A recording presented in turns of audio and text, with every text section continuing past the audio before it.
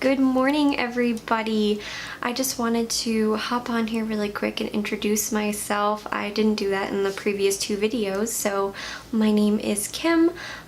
Really quick little about me. I eat a ketogenic diet 100% of the time, and I have lost 30 pounds.